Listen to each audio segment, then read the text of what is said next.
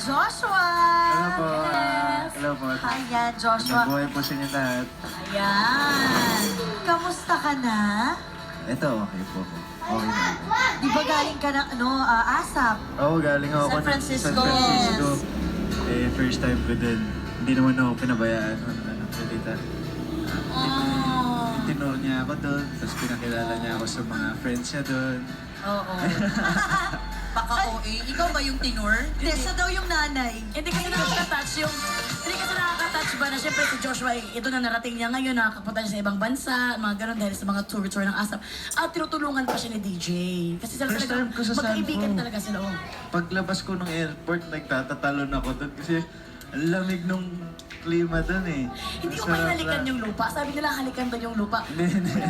Sabi na tikman daw, halikan na tikman. Pero, Tinikman taste mo? so salt. Salty, di ba salty? Halika nga. Eto, mag-backtrack muna tayo kasi parang last month, ang ginawa mong episode sa MMK ay pagsusundalo. Opo, opo. At ang pagsusundalo pala ay pinangarap mo talaga nung bata ka. Opo. Bakit?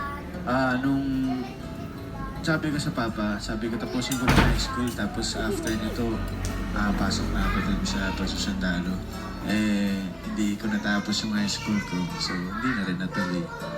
Pero kahit dito man lang sa MMK, kung pag naganap mo, Yun nga eh. nagawa mo, Yun nga feel na eh. feel mo ba talaga yung acting mo na 3 yun? days na taping, ha? Kala ko talaga sundalo kasi yung mga kasama rin namin that time na talents is mga sundalo din, ng mga baguhan, totoong sundalo.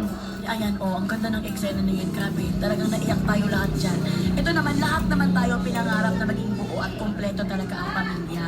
At alam natin na isa yan sa mga bagay, Joshua, na pinangarap mo talaga na gusto mong maranasan. So, kamusta naman si Ma'am Shimo? Ayan. Si Mama, actually natutuwa ako sa setup namin ng pamilya.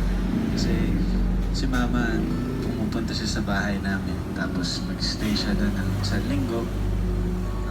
Tapos nag-banding lang kami doon sa bahay. Nakakatuwa lang na okay sila together. Kahit na hindi sila nagkatuloy natin. Magkaibigan sila. Magkaibigan sila.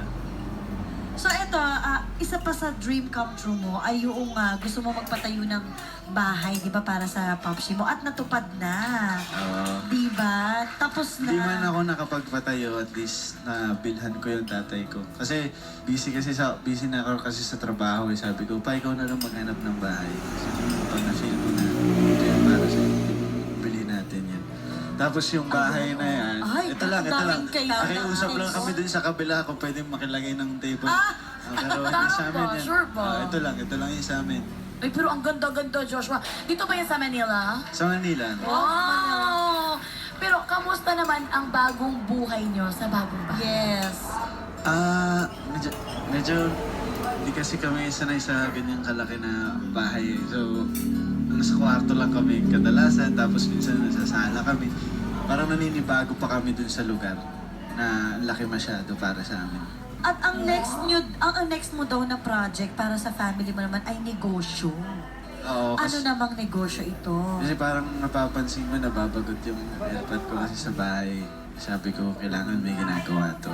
Tsaka iba pa rin yung may trabaho ka eh. Yung ikaw sa sarili mo, confident ka na may trabaho. Iba pa rin yung So, ano ang masasabi. plano mong... Sabi ko sa papa,